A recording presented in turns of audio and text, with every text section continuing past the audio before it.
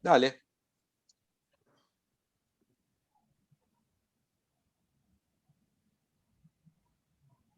¿Qué tal? Buenas tardes a todos. Quiero darles la bienvenida y presentar a Gabriel Slavinsky, quien va a moderar este Zoom, en el cual tenemos dos importantes invitados de quienes va a hacer la presentación Gabriel. Y el motivo y el interés de esta reunión es abrirnos un poco la cabeza respecto a las relaciones internacionales de la Argentina, de Venezuela, así que creo que vamos a tener un encuentro muy interesante. Ante todo, bueno, les quiero comentar que Gabriel es un especialista, licenciado en Psicología de la Universidad de Buenos Aires, y es magíster en Marketing Político de la Universidad del Salvador, es candidato a doctor en Comunicación Social por la Universidad Austral y es profesor de posgrado en diversas universidades. Resumiendo, Gabriel es psicólogo, consultor y analista político. Así que espero, Gaby, te doy la palabra para que a nuestros dos invitados que son de lujo los tengas al trote. Así que, Gaby, adelante, es todo tuyo. Gracias, Jorge, por la presentación. Bienvenidos a todos. Muchas gracias por participar y estar acá. También gracias a Plural High por dejarme moderar este encuentro, que es un honor para mí, y recibirlos y proponerles, yo creo que una actividad diferente, de esas que no necesariamente se ven siempre, en cuanto a los disertantes y las temáticas muy potentes que vamos a tratar. Así que buscaremos generar disparadores para que puedan ser respondidos, y como es costumbre, que creo que ya todos saben, busquemos que las preguntas y los comentarios los hagan por chat. Los micrófonos permanecen cerrados, pero busquemos interactuar con los disertantes a través del chat, en donde yo les pueda leer las preguntas. Claramente tengo varias preguntas que me han acercado en el último tiempo muchas de las personas de Plural High, también de los participantes hoy de este Zoom, pero me gustaría si lo pueden complementar en el chat, y obviamente los disertantes pueden leerlas también. Y en principio me toca presentarlos. Diego Guelar, gracias por estar, ex diputado 1983 a 1989, embajador argentino en la Unión Europea, los Estados Unidos, Brasil y China 89-2019, profesor universitario, columnista de numerosos periódicos nacionales y extranjeros. Y Elisa Trota Gamus es abogada, diplomática y activista de derechos humanos venezolana. Recibió su título de Derecho de la Universidad Central de Venezuela en 2005 y continuó con una especialización en esa misma casa de estudios de Derecho y Política Internacional. En 2011 se graduó con doble maestría en Desarrollo Internacional Sustentable y Conflicto de la Universidad de Brandeis, siendo becaria Fulbright. Desde el año 2011, Elisa vive en Argentina, donde ha llevado a cabo labores humanitarias buscando asistir a venezolanos en este país, así como la denuncia constante de la violación de los derechos humanos dentro de su nación. Y no me queda más que, luego de las presentaciones y de los agradecimientos, ir directamente al grano. Lo tengo en primer plano a Diego Guelar y voy con la primera pregunta. Si tanto Elisa como Diego me hacen un ok y me dicen que arranquemos. Buenísimo. Bueno, voy a arrancar directo al hueso y al grano. Varias personas me pidieron que arranque con este tema y tiene que ver con Israel. Les preocupa. Y ahí, Diego, desde tu enorme experiencia, te quiero preguntar, ¿por qué? ¿Por qué desde tu experiencia el comunicado que habla del gobierno argentino, que habla de la desproporción usada por el Estado de Israel contra Palestina? ¿Por qué el voto contra Israel en el gobierno argentino en el Consejo de Derechos Humanos de la ONU? Y casi que te diría que lo agreguemos a por qué en esa misma línea Argentina se abstuvo de condenar en la OEA hoy mismo en los temas de los derechos humanos en la dictadura de Venezuela, de Nicaragua. Sí, realmente es muy triste esta descripción de más que un péndulo. Esto ha sido un trompo brutal. donde hay una lógica entre el comunicado y el voto contra Israel.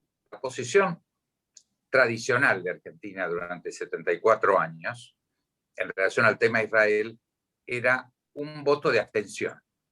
O sea, partiendo de una concepción de decir, nosotros tenemos una comunidad judía, una comunidad árabe que conviven en la Argentina, tenemos que cuidar de no estar, no estoy hablando de un argumento propio, estoy planteando un dato que fue pasando prácticamente como hegemónico de administración en administración, siempre cuestionado por algunos y por otros, pero normalmente el planteo era Argentina tiene que cuidar la convivencia, inclusive muchos atribuyen los atentados durante el periodo Menem a que Menem rompió esa tradición con un fuerte compromiso con Israel. No digo que esto sea cierto, estoy dando el marco de aproximación histórica al margen de cada administración. Esto vuelca, efectivamente. Es decir, aquí se toma una posición clara contra Israel, que es coherente con el resto de las decisiones a las que vos haces referencia. Es decir, haber abandonado una acción ante la Corte Internacional, muy puntualmente retirando una denuncia con todos los fundamentos de por qué estábamos denunciando al gobierno dictatorial y violatorio de los derechos humanos, encima con el argumento de decir, no, pero ahora hay menos. Esto es como agarrar la dictadura militar como efectivamente todo está numérico, que entre el año 80 y el 80, como ya los desaparecidos, los vuelos, ya no quedaban clientes. Entonces, efectivamente, los últimos 2 años hubo un, entre comillas, prolijamiento del desastre. Hubo dramático que un amigo dijera, bueno, ahora ya pasó, ya el tema no existe más. Con Nicaragua es evidente, el candidato oficial no hay mucho que pensar. Nosotros hemos caído en una suerte de alineamiento extrañísimo que da, obviamente, con distintas velocidades, cuestionamientos, vino llevando el acuerdo de libre comercio con la Unión Europea. Yo lo inicié, ese acuerdo, el 15 de diciembre de 1995. Tardamos 25 años. Puede ser mucho, pero hubo 6 administraciones que se han peleado mucho, sin embargo, marcaron una prioridad de una gran negociación de libre comercio con Europa. La relación con Washington. Yo fui el que negocié la condición de principales aliados extra-OTAN. Sin embargo, vinieron los Kirchner y no denunciaron ese. Hicieron hechos contradictorios, pero eso fueron hitos muy claros. Y lo mismo con China. Yo no inventé las relaciones con China. Continué las relaciones que la presidenta, el presidente Néstor y la presidenta Cristina habían tenido con China. Desde el 2004 hubo un vuelco muy importante, creciente, continuo, con logros de distinto nivel, pero efectivamente hubo una continuidad. Entonces, ese dato, más, por supuesto, el Mercosur, una fuerte relación con todos nuestros vecinos, suprimir las hipótesis de guerra con Brasil y con Chile, que estuvimos muy cerca con los dos de tener guerras. Entonces, había un ambiente de continuidad con características algunas veces contrapuestas. Ahora rompimos todo, porque no solamente hicimos esto que vos me decís, sino que además estamos mal con Chile, con Paraguay, con Uruguay y con Brasil, que es el primer dato de nuestras relaciones internacionales, el primer círculo de nuestras relaciones internacionales, porque son nosotros mismos, nuestros vecinos, según la Constitución. La Constitución de 1994, artículo 75, inciso 24, coloca a la integración regional por encima de la ley, y hay fallos de la Corte que lo acreditan. Es decir, es un mandato constitucional. Todo hemos roto. Paro acá para no hablar de más. No, la verdad que muy claro. Elisa, te abro el micrófono y vamos a pimponear y vamos a ir y volver, pero obviamente que abrimos el diálogo entre ustedes o a través mío sin ningún problema. Y creo que la primera pregunta que hubo en el chat ya la respondiste, así que Diego, La verdad que doble felicitación en ese sentido por la claridad. ¿Cómo son las relaciones de Venezuela e Israel? ¿Nos podrías describir, Elisa? Porque hay mucho que se habla de Venezuela, mucho que se habla de Israel, pero quizá en esa conjunción, en esa relación, no las tenemos tan claras. ¿Podés aclararnos ese punto? Sí, buenas noches a todos. Quiero aprovechar primero para saludarlos. Es un placer estar con todos ustedes hoy, amigos. Y no quiero dejar de hacerles llegar lo que en su momento hice, que es, bueno, el sentimiento que tuvimos todos y que tuve personalmente cuando me enteré de la muerte de Ariel Grun, que me es difícil estar en este espacio sin pensar en él. No quería dejar de mencionarlo. Y bueno, por supuesto, un honor estar con el embajador Guelar en este foro. Y específicamente lo que tiene que ver con las relaciones de Venezuela e Israel, las relaciones diplomáticas fueron rotas ya hace varios años por el entonces presidente Chávez, quien en el 2009, en pleno conflicto con Palestina, en lo que él denominó una arremetida israelí contra el pueblo palestino en la Franja de Gaza, decidió terminar con las relaciones diplomáticas de la manera más abrupta, como era su estilo, no solo dándole 72 horas a los diplomáticos israelíes para abandonar Venezuela, sino también maldiciendo al Estado de Israel. Sus famosas, lamentablemente, palabras que decían algo como: desde el fondo de mi alma y de mis vísceras maldigo al Estado de Israel, asesino y terrorista. Esto es una opinión personal. Bueno, quien maldice al Estado de Israel, así vemos cómo terminó Chávez.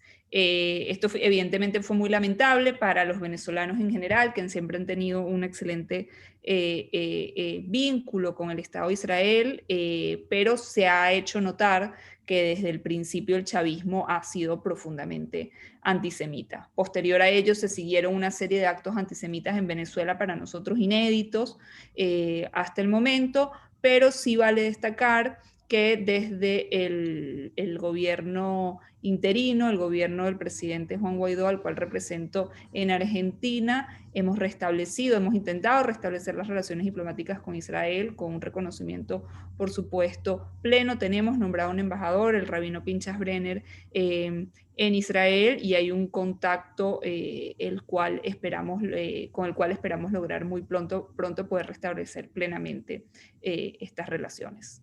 Muy claro, Elisa, muchas gracias. Vuelvo a Diego. Me quedo en Israel. ¿Por qué es constante, Diego, el juzgamiento del Estado de Israel que difiere del análisis de otras naciones? ¿Por qué se mira al detalle al Estado de Israel?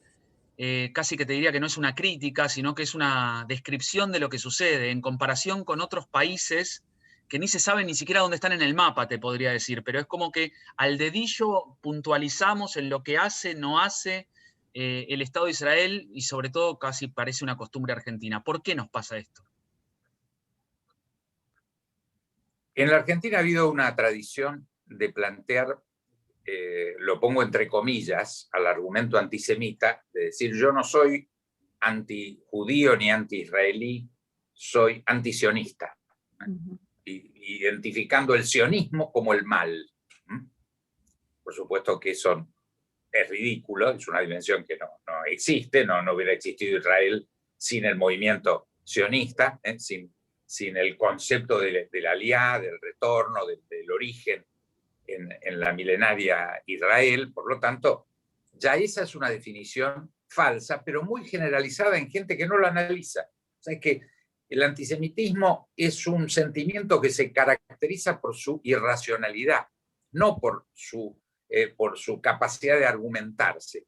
Son mentiras que se han transformado en verdades. Entonces, este es un componente de cómo se ve a Israel.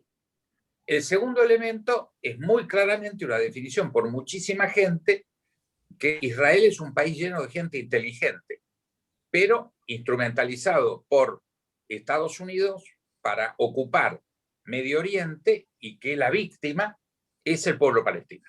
Esto es una afirmación, no resiste el menor debate. El que piensa esto, no hay forma de debatir otra cosa.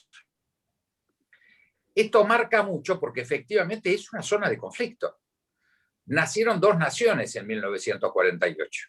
Una marcada, por supuesto, por el Holocausto, y por eso hubo la licencia internacional de muchos que tampoco quieren al pueblo judío, pero entendieron que en ese momento había que tirarle hueso, ¿no? Es decir, esa era la verdadera concepción, no era el amor a Israel, pero había un sentido inclusive de culpa, porque muy poco lo quiso el mundo para evitar el Holocausto. Entonces, bueno, se le tira ese caramelo de madera, porque además creo que muchos de los que votaron a favor dijeron, bueno, votemos a favor si esto en 6 meses no queda un solo judío vivo, pensando en lo que era la región, el ataque simultáneo apenas se declara la independencia y la creación del Estado.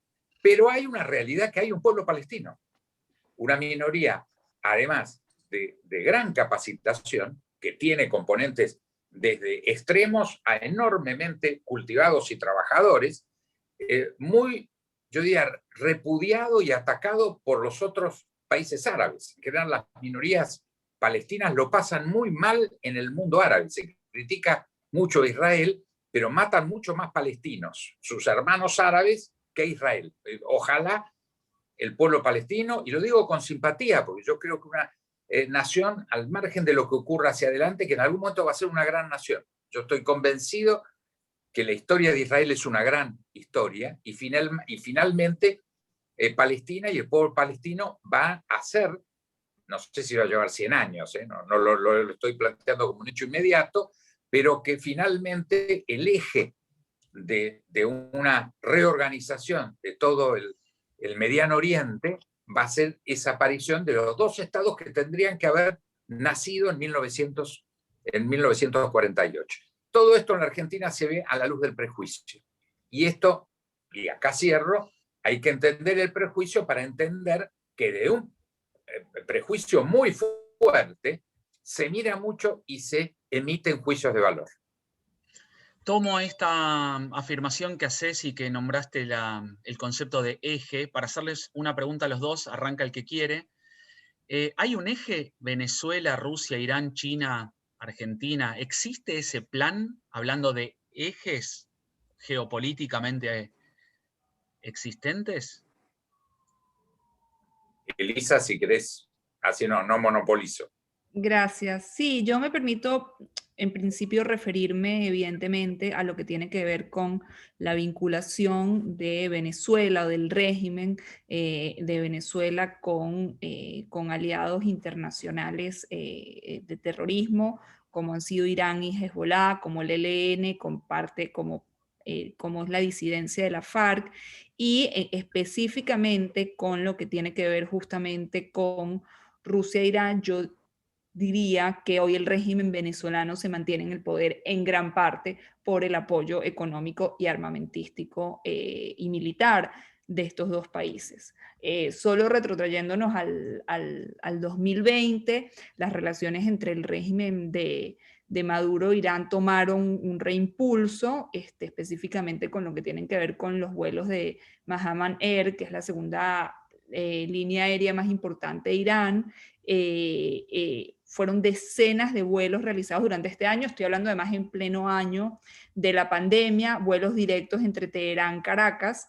Eso a pesar de que no se formalizó una renovación de esos vuelos, porque entre otras cosas esa aerolínea está sancionada por traficar armas a una unidad de la Guardia Revolucionaria Islámica. Está sancionada por Naciones Unidas específicamente. Pero durante ese año, que fue aparte el año de la pandemia, en donde no había vuelos a Venezuela, esta aerolínea estaba volando a Venezuela. Eso además implicó lo que ya sabemos, tiene que ver con el manejo de gran parte de las reservas naturales de Venezuela, justamente por Irán, ellos están haciendo una influencia directa en la comercialización de lo que se denomina el oro de sangre, en la evasión de sanciones, en el esquema básico del régimen para el lavado de dinero, y sabemos muy cercano también de asesoramiento político, entre los cuales existe el abogado que contrató la dictadura venezolana para la disputa que tiene que ver con el oro venezolano en los bancos de Inglaterra, es Sarosh Saiwala, quien en su momento defendió intereses de entidades y empresarios iraníes, ha sido defensor también del Estado ruso y llegó a ser asesor también del régimen de Saddam Hussein. Así que evidentemente ahí hay una triangulación muy importante, que ha sido además denunciada desde hace muchísimo tiempo y que, como comenté, ha sido repotenciada desde el año pasado. Muy bien. Diego. Sí, obviamente lo que ha dicho Elisa, yo concuerdo. Quizás yo creo que hay que hacer un capítulo de la situación de China. China, desde el punto de vista occidental y de derechos humanos y desde un punto de vista democrático, es un país autoritario, sin lugar a dudas. Pero es otra cosa, porque tiene toda una historia donde la democracia no es un valor. O sea, no podemos medir a China con los valores occidentales, que son nuestros valores. Ahora, China tiene una situación muy especial de haber vivido un proceso de modernización y de implantación en el mundo que no es cabeza de un bloque. Lo que no hay es un bloque chino-ruso. Eso no existe. Sí hubo apoyo de China. Yo creo que en esto Chávez fue muy eficaz en lograr un apoyo importante que llegó a 65.000 millones de dólares, que es lo que tienen clavado los chinos. Yo viví 4 años como embajador y he ido muchas veces a China antes de llegar como embajador, y les puedo decir que en el último tiempo ellos están convencidos que fracasó su eje con Venezuela y no saben cómo salir.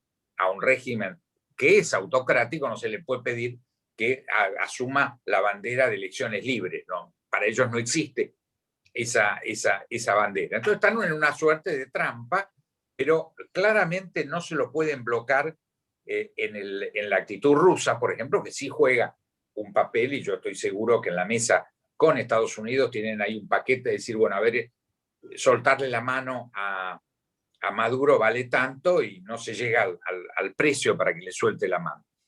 Pero yo creo que tenemos que ser muy cuidadosos porque el mundo no está dividido en bloques hoy como fue durante la Guerra Fría. No hay una guerra fría, hay una negociación muy caliente entre las dos superpotencias que ocupan el vértice superior de la pirámide del poder, porque son además los socios más importantes recíprocos. El socio más importante de China en el mundo es Estados Unidos, el socio más importante de Estados Unidos es China, pero al mismo tiempo también es el socio más importante de Brasil o de Alemania o de Chile, y el segundo nuestro, pero el primero de Brasil. Por lo tanto, en nuestra relación regional también es el primero. Entonces, estamos frente a un fenómeno que hay que tomar en un nuevo equilibrio del siglo XXI, y no se puede plantear, yo al menos me niego rotundamente a plantear que hay un bloque chino y un bloque de Estados Unidos. Esto lo acaba de negar el propio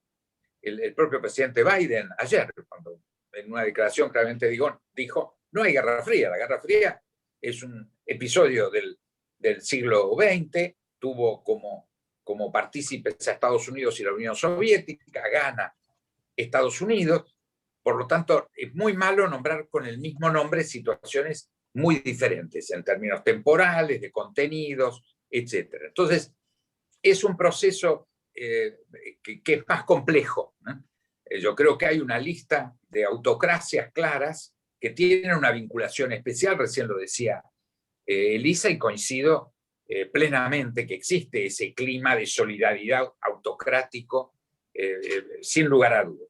Creo que lo de China hay que verlo en otro capítulo, quizás para no darle más entidad a todos estos países, que no forman parte de un bloque chino y que China no lo reconoce porque es casi hacerle su regalo. No le vamos a regalar a China a este grupo de países tan oscuros, y que efectivamente tienen una vinculación entre sí. Por eso yo diferencio, y creo que de hecho lo hizo Elisa al no ponerlo a China en el mismo grupo, creo que requiere un tratamiento diferente. Aprendimos. Hoy, Perdón, sí, Elisa. Gabriel, te interrumpo y bueno, y además de quién mejor para explicarlo de manera tan didáctica que Diego. Veo que en el chat comentó Beatriz Porcilán, que creo que es algo que me faltó comentar, lo que tiene que ver justamente además con la influencia iraní en Venezuela, que no solo se ve por estos vuelos que comenté, sino porque hoy en día hay supermercados llenos de productos iraníes. Como saben, en Venezuela escasea la comida. Hoy en día ya no escasea, sino que es básicamente inalcanzable para la mayoría de la población porque está totalmente dolarizada, y hay estos supermercados también llamados bodegones, que tienen absolutamente todos los productos con productos iraníes, y que también apunta correctamente Beatriz que la gasolina que está llegando a Venezuela es justamente la gasolina iraní. Estamos hablando del país con mayores reservas de petróleo a nivel mundial, que hoy no cuenta con gasolina. La gasolina se regalaba y hoy la gasolina es más cara que en cualquier parte del mundo, y la única regulada por el Estado, quise decir, es justamente la gasolina iraní, que además es de pésima, es de un pésimo octanaje, y que se está intercambiando. Llegan barcos cargados con esta gasolina y se van con reservas de oro que, bueno, pertenecen al Estado venezolano. Muy, muy ilustrativo. La verdad que ambos van aclarando un montón de dudas y sobre todo cuestiones que realmente acá en el Zoom no conocíamos y estamos realmente aprendiendo. Y aparte, Diego ya nos dejó el título de Clarín de mañana: no hay guerra fría, hay negociaciones calientes. Está muy bien. Así que quiero agregar un puntito muy pequeño a esto, porque me lo reflota la intervención de Elisa, claro, que es además, como argentinos, nosotros no podemos desconocer el vínculo de Hamás y de Hezbollah con Irán, y lo que significan dos ataques gravísimos que sufrió Argentina. Entonces acá no puede haber posición de neutralidad alguna. No lo digo como argentino, porque los que fuimos atacados fuimos los argentinos. Hay mucha gente que cree que, yo me acuerdo, lo discutí en ese momento con Menem, yo era embajador en Brasil, me vine cuando fue el atentado en ese momento a la AMIA, el día estaba en Buenos Aires, y justo entro en su despacho y él estaba dando un contacto con una radio y expresa su solidaridad con Israel. Y yo le digo, no, presidente, la AMIA es una institución argentina, somos solidarios con nosotros mismos. Los atacados, por eso, claro, si bien los dos fueron dos hechos sangrientos y ocurridos en la Argentina, y los dos son agresiones a la Argentina, la agresión a la embajada israelí tiene un componente de extraterritorialidad. Igual es una agresión a la Argentina, porque ocurre en la Argentina, pero en términos de geopolítica es un ataque al Estado de Israel. En el caso de la AMIA no hay ninguna, no le quito ni relativizo el dato criminal, por supuesto, ni que son los dos agresiones a la Argentina, pero en uno hay un componente de agresión al Estado de Israel. En la AMIA el Estado de Israel no tiene nada que ver. Es una institución importante argentina, somos parte del crisol de raza, somos fundacionales de la Argentina moderna, y que por lo tanto no se puede plantear un dato de extranjería. Este es un concepto que se suma a los otros que hablamos. Sí. Esta idea de la doble lealtad, ¿no? O sea, un judío, la pregunta es, si hay guerra entre Israel y Argentina, ¿de qué lado va a estar un judío? Esto es un componente gravísimo que hay que combatirlo todo el tiempo, porque la respuesta es: no hay ni habrá nunca guerra. Esto es lo mismo que decir que alguien que tiene doble pasaporte, y a mí me gustaría, no lo podemos hacer por Israel, porque no hay, tenemos un problema legal, pero ojalá tuviéramos un tratado para tener pasaporte, y yo tendría el doble pasaporte, muy honrado, como lo tiene un español, claro, lo tiene un francés o lo tiene un italiano. Y ahí no se plantea la doble lealtad. Al contrario, claro, se vive con orgullo. ¿Por qué nosotros no vamos a tener el mismo orgullo de un español, de un italiano o de un francés? Pero esto está muy metido y creo que es un frente de combate permanente para los argentinos judíos. Clarísimo, clarísimos ambos. Muchas gracias por las respuestas. Tengo acá varias preguntas en el chat, Elisa, y la voy a sumar a una previa que tiene que ver con ¿qué 3 palabras describen la realidad de Venezuela? Y sobre todo porque acá se habla mucho de la venezolanización de Argentina, y respondiendo a eso quizá también podés agregar si esto es solo un símbolo o si vos ves que Argentina va en camino a Venezuela y a qué características de Venezuela podrías decir que podría pasar una cosa por el estilo. Sí, en esa pregunta, la segunda parte de la pregunta creo que es una constante y yo siempre he tendido a diferir un poco. Evidentemente yo creo que hay símbolos en cualquier lugar del mundo y siendo Argentina un país con instituciones democráticas firmes que deben estar muy atentos a lo que sucede. En Venezuela fue el país con la democracia más larga de la región, 40 años de democracia, cuando en el resto de la región se vivían constantemente golpes de Estado y dictaduras, y Venezuela logró mantener 40 años de democracia, y sin darnos cuenta o dándonos cuenta y no haciendo lo que teníamos que hacer, la perdimos totalmente para vivir actualmente en un régimen dictatorial sin precedentes. Y fue justamente por no cuidar nuestra democracia, por no cuidar nuestras instituciones, por no cuidar una cantidad de cosas que dábamos por sentadas. Creo que Argentina, país al que quiero además como propio y siendo que en mi caso personal mi papá fue exilado argentino en Venezuela, así que también tengo muy clara la historia argentina y hoy me toca a mí estar exilada en Argentina. Por su historia, creo que hay cosas que evidentemente son únicas y que no pueden suceder de la misma manera. Por supuesto que a todos nos preocupa cuando se ven elementos en común, no solo en Argentina, en muchos otros lugares de la región, que vemos cómo justamente se abandonan ciertos cuidados que se deben tener, que los ciudadanos debemos tener en su conjunto. Y en relación a la parte de las 3 palabras, eso es algo creo que también muy personal. Yo creo que evidentemente hay dolor, porque sin lugar a dudas y lamentablemente estamos viviendo las épocas más oscuras de la historia moderna de Venezuela. Ya antes habíamos vivido dictaduras fatales como lo son todas, pero nunca, como les decía antes, habíamos enfrentado un conjunto de criminales que hoy literalmente se mantienen en el poder por el dolor y el sufrimiento de los venezolanos. Pero también creo que puedo hablar de fortaleza y de esperanza. Fortaleza creo que porque a pesar de esa realidad ya descrita, los venezolanos siguen y seguimos adelante, afuera o adentro del país. Sé que ustedes conocen a muchos venezolanos seguramente que se cruzan a diario.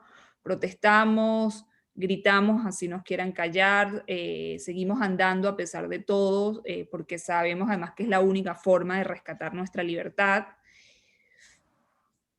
Y ahí les había dicho y esperanza, porque creo que esta ha sido una larga, muy, muy larga lucha, pero creo que ha sido tan larga y tan fuerte que por eso sabemos que lo vamos a lograr. Es claro. Gracias por la respuesta. Sigo ¿Puedo, insistiendo. ¿Quién me habló? Diego. Sí. Y lo único que iba a decir es que cualquier pregunta que quieran hacer en el chat, ahora que ya estamos en la segunda parte de este Zoom, pueden hacerla y las vamos a ir leyendo. Sí, Diego. Sí, yo no voy a hacer referencia a 3 palabras, pero voy a hacer referencia a una palabra, que es la de esa vergüenza con bigote que nuestro canciller que hizo la referencia a lo tóxico del tema Venezuela. Usó una palabra hiriente, horrible, que realmente tiene otra palabra que lo sustituye, no esta que es una barbaridad y es una vergüenza. Lo digo con profundo dolor. Es una herida. Es una herida abierta en el seno, especialmente de Sudamérica, y un recordatorio, como bien dice Elisa, de que esto nos puede pasar a cualquiera de los países. No hay un solo país de la región que no por ser Venezuela, sino que no pueda repetir algunos componentes de la decadencia, el autoritarismo, la violación de derechos humanos en toda la región. Ninguno de nuestros países, cuando vemos hoy la situación de Chile, de Perú, de Ecuador, de Colombia, la compleja situación brasilera, es muy difícil hacer, quizás el país que esté más lejano, y lo digo con mucha admiración, es Uruguay, que creo que es el único país de la región que ha tenido una enorme madurez institucional, casi es la excepción. O sea, justamente menciono Uruguay por ser la única excepción a que una situación con estilo de cada país, porque nunca se reproduciría la situación venezolana, pero esta herida, esto que dice este hombre, que prefiero no mencionarlo por nombre, que planteó como un dato tóxico. ¿Cómo es tóxico? Olvidémoslo, no hablemos de esto y nos olvidamos. Bueno, hay temas que son heridas profundas. Una es Venezuela, otra es Siria, una situación que es muy lejana a la nuestra, pero enormemente dolorosa por la violencia, por violación de derechos humanos, por millones de expatriados. Hay situaciones muy dolorosas, una lista corta en el mundo, y sin lugar a duda Venezuela es una, pero para nosotros es un espejo que lo tenemos que tener siempre ahí presente. Claro. No porque seamos Venezuela, alcanza con ser Argentina para saber hoy lo complicado que es Argentina, pero el agujero lo tenemos en los pies, no en Venezuela. Está acá el riesgo, ¿no? Entonces yo creo que esta herida es una herida contagiosa, contagiable, y de la cual ninguno de nuestros países puede estar excluido, y tenemos que estar muy atentos para cuidar nuestras instituciones todos los días. Clarísimo. Tengo una pregunta para vos, Diego, que tiene que ver con algo que admiro de la diplomacia en general, que es la capacidad de explicar con sensatez y racionalidad. Por eso te pido esto, sin, digamos, sentimentalismo, quizá con algo de opinión, pero sobre todo sé que lo vas a hacer con conocimiento. Es una pregunta muy hacia nosotros, que es, ¿cómo nos ven? Vos estuviste en muchos lados del mundo, y es, ¿cómo nos ven a la Argentina? ¿Cómo nos ven? Mira, de modo convincente, ¿cómo podés explicarnos cómo nos ven? Yo te voy a ser muy objetivo. Por favor. Por un lado, es notable, yo diría, la fantasía amorosa que despertamos. Es un hecho extraordinario cómo hay hasta lo hemos visto en la mayoría, en muchas películas donde hay alguien que se roba algo, se tiene que decir, vamos a Buenos Aires, aparece, ¿no? Música de tango en el fondo, y cualquier estafador del mundo quería un pasaje para ir a Buenos Aires. Pero esto no era negativo, era porque es un objeto de deseo. Si en Argentina pese a los desastres que hemos hecho en el concierto de naciones, hay una suerte de fascinación que seguimos despertando. Yo estoy seguro que si logramos, después de este triste episodio que estamos viviendo, un gobierno de unidad nacional sensato, vamos a recuperar crédito a una velocidad increíble. O sea, el mundo está esperando que nos despertemos y no entiende lo que nos pasa. No entendió ni el genocidio argentino, ni la hiperinflación, ni el default, ni la guerra de Malvinas. Cuando uno suma las cosas que hemos hecho en el seno de la Sociedad de Naciones en 40 años, bueno, hay una cosa que yo creo que forma parte de la fascinación de 100 años de soledad, ¿no? Que finalmente nosotros somos un enorme Macondo, ¿no? Y Aureliano Buendía es un señor que nos cruzamos todos los días con Aureliano Buendía. Pero eso tiene ese aspecto de fascinación. Ahora, dicho esto, y no lo pueden entender. Es decir, ¿cómo podría explicar? Yo lo siento por mi colega, este chico joven que está ahora en Beijing, Sabino Vaca Narvaja, ¿cómo explica la suspensión de las exportaciones de carne? No hay forma, porque la única explicación racional sería que estamos con un brote de alguna epidemia que afecta a nuestros animales tan graves que en protección a nuestros clientes prohibimos directamente todas las exportaciones porque nos cuesta individualizar a un frigorífico en particular. Y uno no puede explicar, porque ¿qué va a explicar? Que es para que descienda baje el precio de la carne y aumenta por hacer eso. No hay ninguna lógica. Entonces, yo creo que nosotros hemos inventado un país surrealista disfrazado de europeo. Esto que dijo el otro día el hombre que preside el gobierno de la señora Cristina, cuando dijo eso, nosotros venimos de los barcos, nosotros venimos de la selva o de los indios, ¿no? Y es repetir una falacia, además, ¿no? Entonces, ese concepto de que somos el país europeo en América Latina, el 50% de los argentinos tienen sangre indígena, de pueblo originario. Entonces, es mentira. Nosotros somos un pueblo mestizo, pero nos hemos comprado esta identidad europea. Y curiosamente, el mundo occidental y cristiano también lo ha comprado. Y lo ha comprado de Argentina, no de Chile o de Uruguay, que tienen una conformación mestiza bastante parecida a la nuestra, con fuerte presencia europea, pero mestiza. No, los blancos somos nosotros. Nosotros somos los que estamos en la lista con Canadá, Nueva Zelanda y Australia. Y de tanto repetir esa mentira, es curioso, lo de Goebbels, ¿no?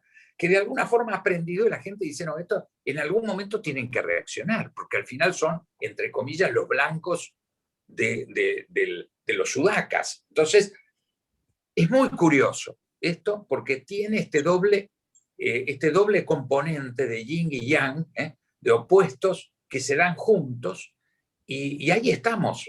Lo lógico sería que finalmente lo podamos transparentar dando un salto para adelante, generando credibilidad, eso es lo bueno, y que no perdamos ese hecho surrealista porque al final la gente diga, no, estamos equivocados, ese país no sirve para nada, hay que cerrar la carpeta y tirarla, ¿no? Pero es fascinante. Ustedes saben que, bueno, yo he estado en embajadas clave de Argentina, claro, Estados Unidos 2 veces, Unión Europea, Brasil, China, además lugares de una intensidad en el vínculo, y he visto caer en Estados Unidos.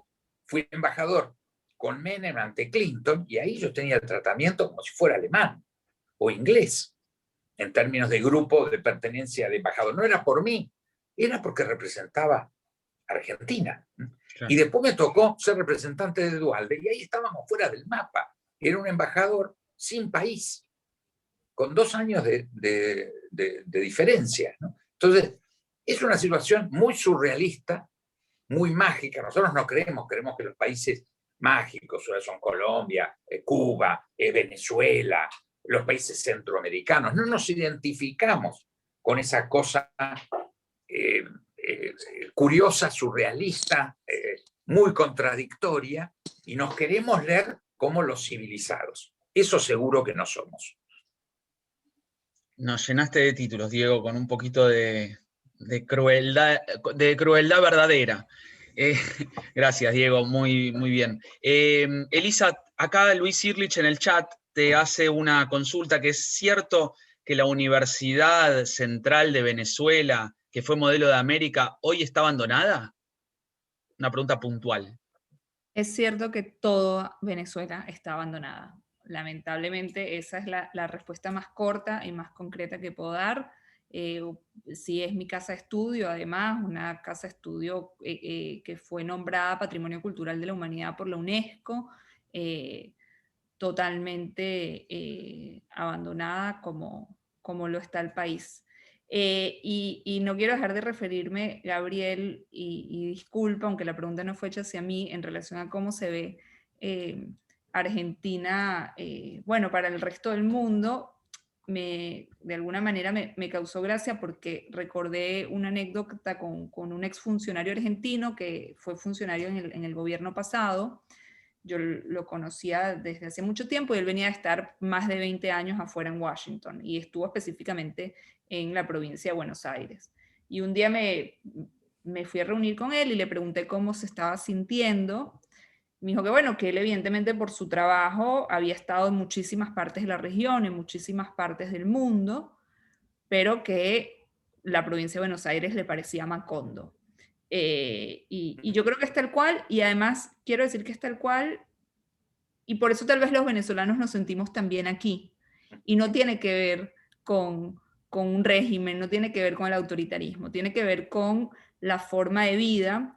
Y si me preguntan cómo vemos a Venezuela, Argentina tiene que ver con eso. Hoy en términos de política exterior, la vemos con desazón, la vemos con un sabor amargo, el no entender justamente por qué Argentina, que para nosotros es referente en materia de derechos humanos y de democracia, nos ha soltado la mano, y no solo nos ha soltado la mano, se ha aliado prácticamente a un régimen como el de Maduro, un régimen acusado de delitos de lesa humanidad. Pero también es esa misma Argentina y son los argentinos, creo que el país en donde mejor nos reciben a los venezolanos, al país al que le estaremos eternamente agradecidos, en donde no solo desde su constitución y las leyes han permitido que los venezolanos entren, sino que en sí yo creo que los argentinos nos han abierto las puertas de sus hogares con la mayor disposición y solidaridad. Así que sí, creo que es esa mezcla de sabores, de sentimientos, de contradicciones, y tal vez muy informalmente vale decir que creo que es eso lo que lo hace tan rico y tan interesante. Muy bien, Elisa, muchas gracias. Tengo acá una pregunta, Diego. China celebra 100 años de la fundación del Partido Comunista. ¿Qué balance harían del país y su desarrollo? ¿Qué balance harías de China y su desarrollo, vos que tenés conocimiento de primera mano? ¿Y si será verdaderamente la primera potencia mundial o ya lo es? ¿O cuál es la verdadera batalla mundial que se está dando China, Rusia, Estados Unidos en ese contexto? ¿Cómo analizás la situación? Sí, el primer dato es que, como dije antes, en la pirámide del poder mundial hoy hay solo dos, Estados Unidos y China. Rusia es un país tercermundista en comparación con China. Cualquiera que haya estado en China y haya estado en Rusia, Rusia económicamente es menos que Brasil, manejada por un autócrata muy inteligente que es Putin y que le ha dado una ubicación extraordinaria en su manejo. Yo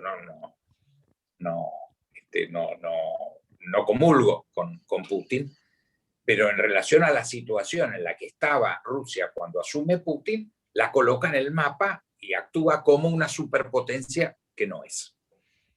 El caso de China, sí. China es una superpotencia que todo indicaría que dentro de no más de 10 años va a superar en términos numéricos el poder económico de Estados Unidos y seguramente va a alcanzar una paridad militar. Esto es, la gran pregunta es si esto puede ser o no un componente de confrontación, una confrontación China-India, China-Estados Unidos, sería el fin de la humanidad. Yo creo que hay muchos componentes de cooperación y tanto los chinos como los americanos saben que están, por eso mi definición, como negociación muy caliente y no como guerra fría. O sea, saben que están condenados a esa negociación caliente, a disputar, pero finalmente a establecer vínculos asociativos. Te doy un ejemplo. Hoy el tema quizás más caliente en la relación se llama Huawei y la tecnología 5G. Sí. Los americanos han logrado que los japoneses digan que no a la presentación en las licitaciones, porque hoy Huawei, si se presenta, gana. Lo mismo los australianos, lo mismo los canadienses, está en discusión en varios países europeos y no puede entrar en Estados Unidos. ¿Cómo se dirime esto? Yo puedo hacer un guess, un anticipo, una premonición. La tecnología avanza y creo que esto se va a mantener, ancar, de alguna forma, para dar la oportunidad a que Corea del Sur, Estados Unidos, Europa puedan competir con Huawei. Es inevitable que Huawei pueda competir en las licitaciones. Pero si yo imagino cómo va a ser la propiedad de Huawei en 10 años, yo creo que va a haber acciones en Europa, en Estados Unidos, en Brasil. Slim va a tener acciones. Yo lo veo, por ejemplo, Geely. Yo le digo Geely, ¿quién sabe? Gillette, piensa en una máquina de afeitarse, ¿no? Geely es una marca de auto muy importante en China.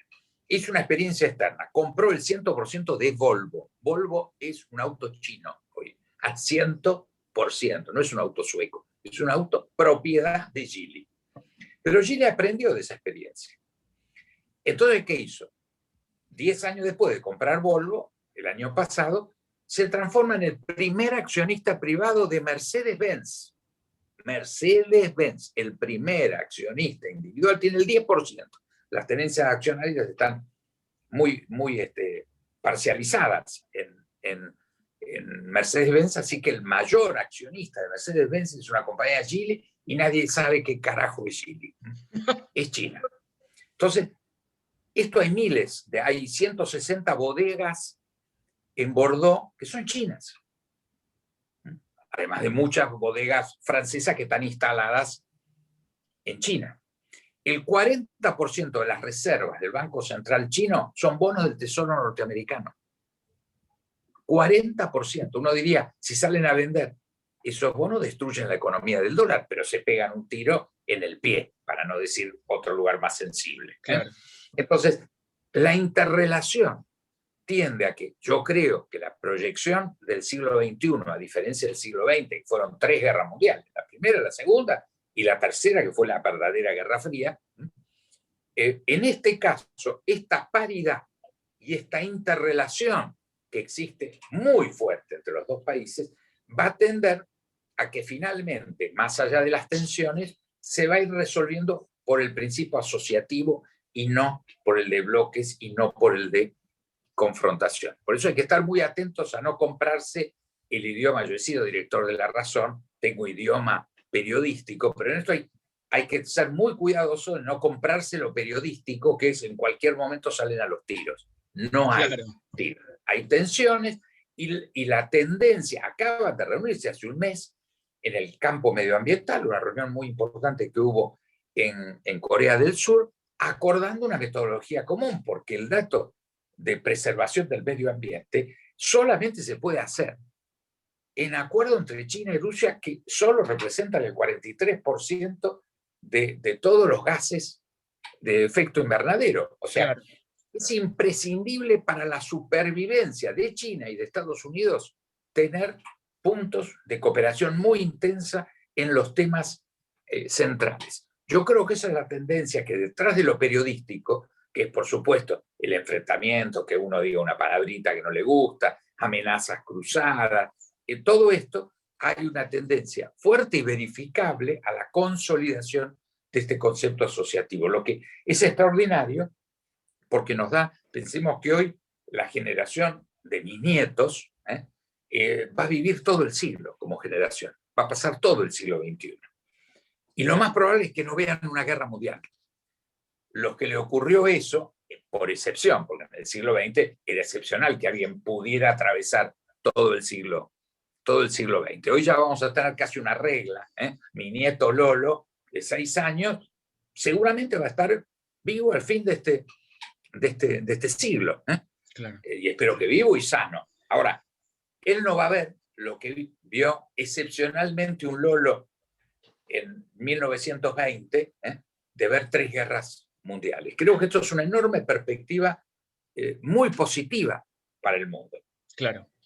La verdad que los están felicitando a ambos por la claridad, hablan de excelentes actividades, posiciones destacadas, felicitaciones, así que eso les agradezco. Les voy a hacer últimas preguntas que son puntuales, muy específicas. La primera es para Elisa, la hace Silvio Vladi, y dice, ¿cuál es la piedra fundamental que obstaculiza el retorno de la democracia en Venezuela y cuál sería el camino para recuperarla? Gabriel, esa no es una pregunta sencilla, ni concreta, ni corta. Pero, Este es el engaño del moderador, vos tenés que entenderlo, que el moderador te dice, por favor, en 30 segundos, es como la televisión, en 30 segundos contame la teoría de la relatividad. mira, evidentemente no hemos podido vencer lo que tiene que ver con la represión, la utilización de la fuerza, de las armas y de los vínculos que anteriormente mencionábamos por parte del régimen para mantenerse en el poder. Confiamos en que no solo la presión nacional que constantemente se da en las calles de Venezuela, a pesar de que en muchos casos no está retratada por la censura, ya no hablaría de censura, básicamente la desaparición de los medios de comunicación y de manera muy importante la presión internacional que forma parte fundamental de la lucha que estamos dando y del avance que hemos tenido estos últimos años, aunque muchas veces pareciera que no hemos logrado avanzar, porque evidentemente el objetivo, como bien se plantea en la pregunta, no se ha logrado. Hemos logrado avanzar y muchísimo, por supuesto que no todo lo que quisiéramos, pero creo que el obstáculo es no haber podido hasta el momento, y esperamos poder hacerlo muy pronto, lograr que esa presión interna y esa presión internacional se conjuguen en un mismo momento para obligar al régimen a, de alguna manera, negociar una salida o negociar la posibilidad de unas elecciones verdaderamente libres, de unas elecciones verdaderamente transparentes, que incluya, por supuesto, la liberación de los presos políticos y la entrada de la ayuda humanitaria a Venezuela. Esto solo como 2 puntos fundamentales de nuestra agenda de trabajo. Gracias por la respuesta.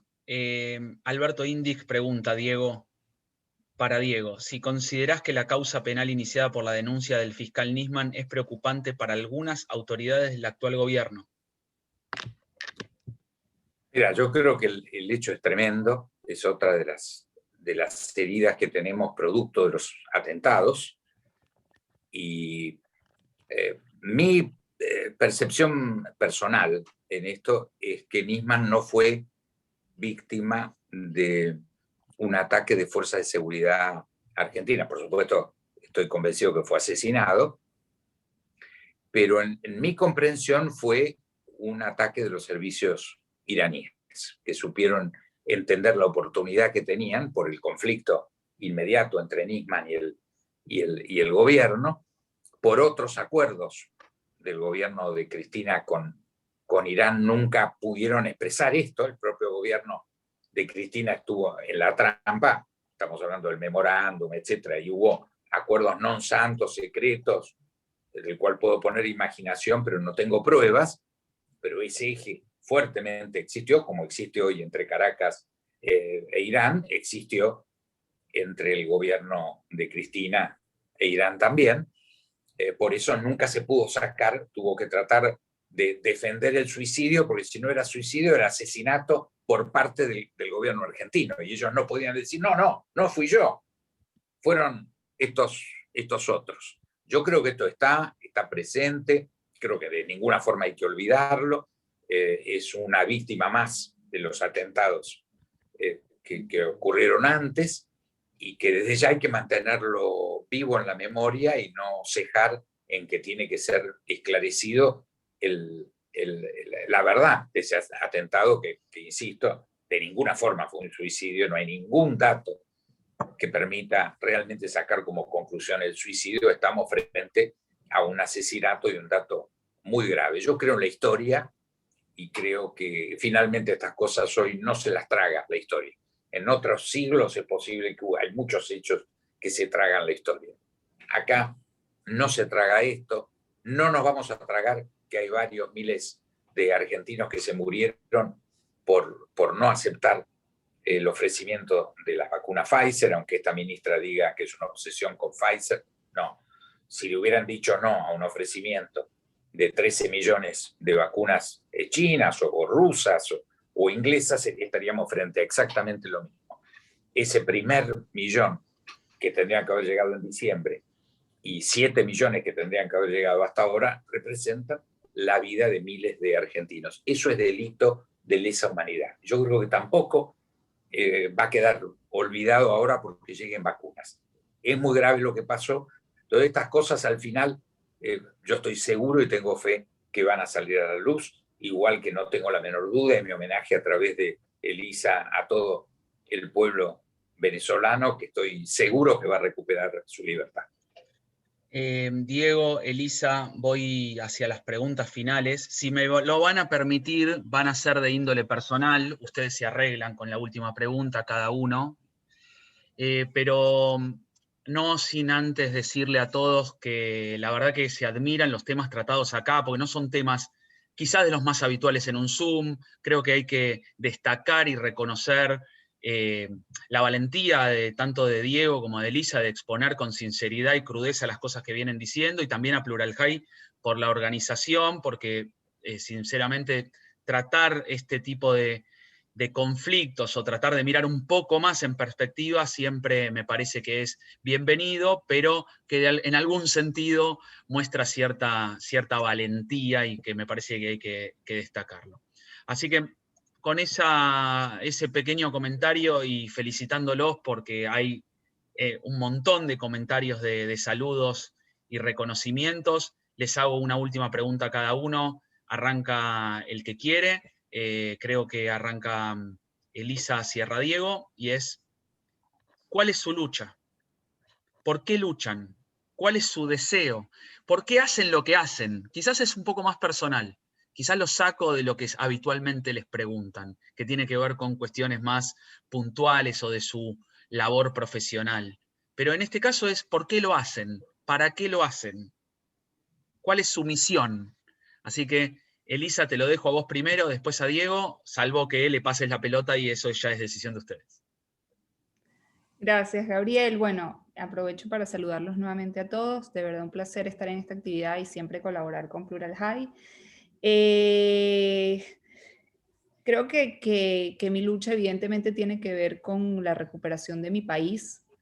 Cuando hablo de recuperar a mi país, no solo hablo de recuperar la democracia, la libertad y lo que viene, y lo que viene para todas las generaciones, sino también esa nostalgia que constantemente nos envuelve a los exiliados, y que es recuperar a mi familia, a mis amigos, algo que probablemente no pase porque todos fuimos haciendo nuestra vida en donde pudimos y como pudimos. Pero es algo que uno lo lleva adentro y que es difícil a veces explicarlo con palabras. Es genuino. Lucho por eso, lucho por el reencuentro, por algún día poder estar tal vez dando la batalla desde Venezuela.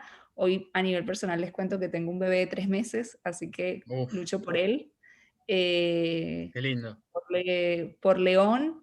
Y mi deseo es que probablemente hagamos una actividad como esta muy pronto de manera presencial, que nos los permita la pandemia, en donde yo pueda estar contándoles cómo estamos reconstruyendo a Venezuela ya directamente. Muchas gracias nuevamente por la invitación. Muchas gracias, Elisa, por tus cálidas palabras. Diego. Mira, yo creo que yo soy un cabeza dura. Empecé a militar en política hace 50 años, en el Consejo Nacional de la Unión Nacional de Estudiantes, 1968-1970. Éramos 16 miembros de esa mesa nacional. 5 años después, 12 de esos 16 ya estaban asesinados. Para mí es un compromiso con la vida. Creo que he tenido mucha suerte, he cometido los peores errores, y creo que de eso tengo que dar testimonio. Yo fui oficial montonero, siendo muy joven. Y lo digo porque fue de los errores, no porque lo esté reivindicando, ¿no? Y entonces, cuando uno ha acumulado mucho error, pero mucha fuerza y mucha pasión, es la forma como he vivido, y aspiro que sea la forma como voy a morir. Y que es finalmente el corolario de la vida, será el último episodio de la vida. Y hoy lo digo públicamente en los medios de comunicación, estoy mucho en los medios de comunicación, yo aspiro a que los nietos de mis nietos, que ya están, vivan en una gran nación. Creo que desgraciadamente es mucho lo que hemos perdido en las últimas décadas, muchos los errores que hemos cometido y nos va a llevar mucho tiempo, pero que tenemos los fundamentos de una gran nación. Y yo estoy muy orgulloso de ser argentino y de ser judío. Y como creo, más allá de ser creyente, que no es que me voy a convertir ni en mariposa ni en otra persona cuando me toque morir, pero sí creo que dejar pendiente ese sueño, que los nietos de mis nietos vivan en la nación que todos merecemos vivir y que hemos fracasado en construir, me parece que es un aliciente no abstracto, yo lo siento muy, muy, muy concreto. Muchas gracias de verdad a ambos, Diego, Elisa, realmente destaco nuevamente su valentía, su calidez, su capacidad de síntesis, sus grandes exposiciones. La verdad que tuvimos un aprendizaje, todos los que estuvimos aquí. Aquí fluyó conocimiento en este Zoom realmente y con muchos datos. Así que también gracias a Plural High por permitirme moderar esta actividad tan interesante con semejantes personalidades que disertan, así que le paso la palabra de cierre a Jorge Zapoui, y yo también quisiese hacer un comentario, sé que vos también lo ibas a hacer, Jorge, por nuestro querido Ariel Grunal, que yo también, a pesar de no estar directamente vinculado con Plural High en estos momentos, o en ese momento, sí admiré y trabajé con él y quise mucho. Así que, Jorge, todo tuyo. Gracias. En realidad, creo que Ariel Grumes era el más político o el más animal político de Plural High. Diego, a Elisa no hace falta que le explique porque Elisa hace 10, 11, 12 años y hacía poco que llegaba de Venezuela, trabajó con nosotros, dio pasos y sabemos que ella tiene muy metido el judaísmo adentro y como es una fiera, su hijo le puso León, así que es coherente. Y con respecto a vos, Diego, creo que, bueno, te conocemos por los medios, algunos quizás te haya conocido personalmente antes, sabemos que sos una persona pensante y Ariel estaría, la verdad que muy contento de esta actividad, eso estoy seguro. La realidad es que ustedes dos hoy nos están dejando un oxígeno interesante, ¿sí? Porque Plural también tiene y piensa y lucha por cambios. Hace muchos años que venimos pensando y trabajando para cambiar, para hacer una comunidad, fundamentalmente dentro de nuestra comunidad judía, una comunidad abierta, democrática, y ustedes nos están ayudando a pensar. Así que les quiero agradecer muchísimo que hayan aceptado participar de este Zoom, y a Gaby, que es un colaborador, siempre está, también por ayudarnos a pinchar y a que esas pinchaduras salgan respuestas que son las que nos dieron. Así que gracias y nos vemos pronto. Hasta la próxima. Un aplauso, abrazo a todos. Un aplauso para todos los que estamos acá, ¿sí? Gracias. Gracias, buenas noches.